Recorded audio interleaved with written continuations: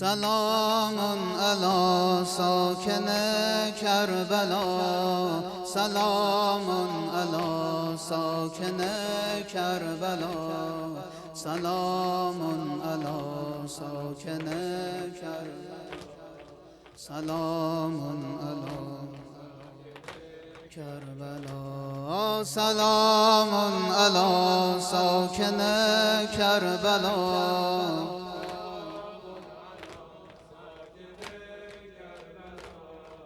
سلام علی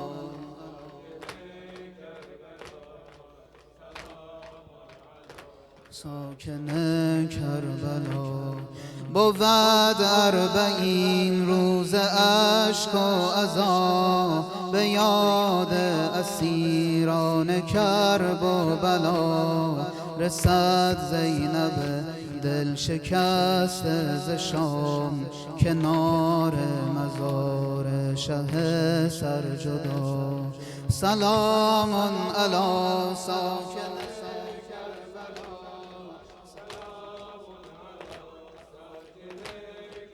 سلام علی ساکن کربلا، ساکن کربلا.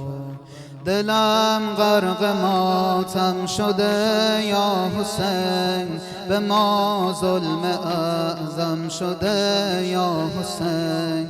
اگرچه شده سرنگون کاخ ظلم، ولی قامتم خم شده یا حسین.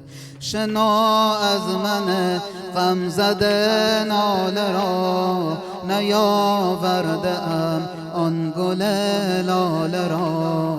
کشیدم به راه غمت یا حسین، 40 روز داغ 40 ساله را. سلام علی ساکن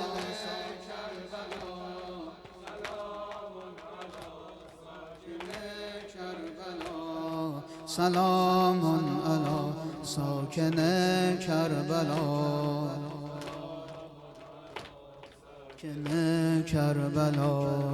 فلک نوحه درد و غم خوانده است، به دور سرم غصه گردانده است.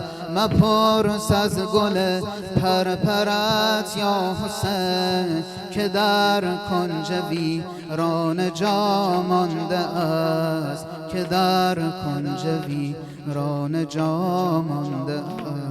سلام علی ساکن کربلا، سلام علی ساکن کربلا،